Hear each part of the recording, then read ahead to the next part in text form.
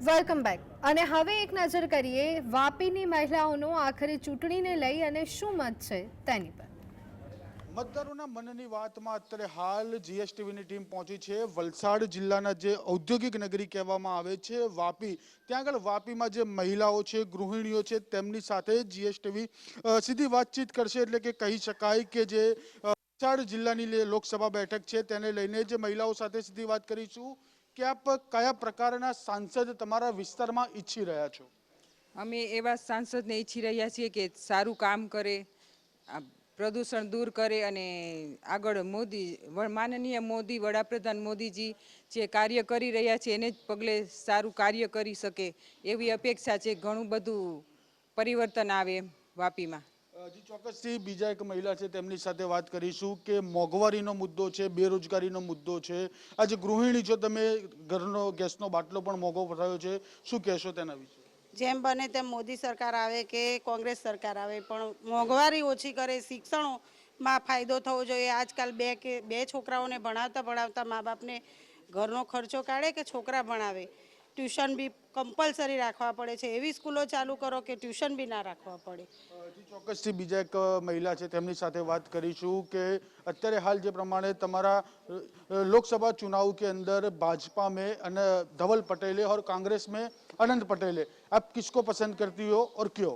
जी मैं बीजेपी को हमेशा से पसंद करती हूँ। वो जो मतलब मोदी जी बोलते हैं वो करते हैं, पर अभी थोड़ा जो महंगाई है वो सब उसमें थोड़ी वो करे, कमी करे तो बेटर रहेगा वो सब। आप बोलते हैं मोदी जी करते हैं वो करते हैं, महंगाई कब कम नहीं हुई आपने बताया। हाँ महंगाई तो है ही ना, महंगाई कितनी ही है, थोड़ा उस पर भी करे। साथ में बेरोजगारी भी इतनी बढ़ी घर हुई है। भी वो भी है, थोड़ा कम करे तो बहुत अच्छा होगा तो काम। आप मोदी को देख के वोट करेंगे या आपने जो लोकसभा चुनाव के प्रत्याशी है धवल पटेल या अनंत पटेल, इनको देख के वोट करेंगे? मैं तो बीजेपी को वोट करूँगी और वो इतनी उनसे आशा है कि वो काम अच्छा करे, जो भी यहाँ कुछ कमी है वो उसको पूरा करे। ચોક્કસથી બીજા મહિલાઓ છે તેમની સાથે વાત કરીશું કે તમે પણ વાપીમાં રહો છો, અહીંયા પ્રદૂષણનું પણ પ્રમાણ વધેલું છે, ઔદ્યોગિક નગરી કહેવામાં આવે છે, તો બીજા તમારા કયા પ્રશ્નો છે તે તમારા સાંસદ સુધી પહોંચાડવા માંગો છો, આવનારા સાંસદને રજૂઆત કરવા માંગી રહ્યા છો આપ? આપણા રસ્તાઓ સારા જોઈએ, મોંઘવારી ઓછી થવી જોઈએ અને બીજું બધું વ્યવસ્થિત ચાલવું જોઈએ। બીજું શું જોઈએ? અને મોદીજીની સરકારમાં તો બધું સારું જ છે ને। તમે કીધું સારું છે તો રસ્તા, મોંઘવારી આ બધું ક્યાંથી આવ્યું? સારું હોય તો પછી આ બધું ના હોય? પણ છતાં બી એ બધું વ્યવસ્થિત થવું જોઈએ એમ। તમે એમ કહો કે વ્યવસ્થિત થવું જોઈએ, તમે કીધું સારું છે અને પછી કે રસ્તા, મોંઘવારી।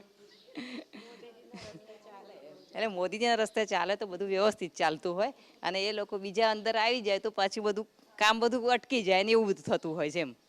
જે પ્રમાણે તમે બાળકોને ભણાવતા હશો, શિક્ષણ પણ મોંઘું છે, એક બાજુ જોવામાં આવે તો ખાનગી યુનિવર્સિટીઓ પણ વધી ગઈ છે, શિક્ષણને લઈને તમારા બાળક અત્યારે ભણી રહ્યા છે, કેટલું ભણતરનો ભાર તમારી ઉપર આવી રહ્યો છે? અમારે તો મોટા થઈ ગયા। તમે શિક્ષણ અત્યારે હાલ મોંઘું થયું છે તો શિક્ષણનો જે ભણતરનો ભાર છે, તમારા નાના બાળકો હશે, તમે ભણાવતા હશો, કઈ રીતનો ભાર જોઈ રહ્યા છો શિક્ષણનો અત્યારે? मुझे हिंदी गुजराती नहीं आता।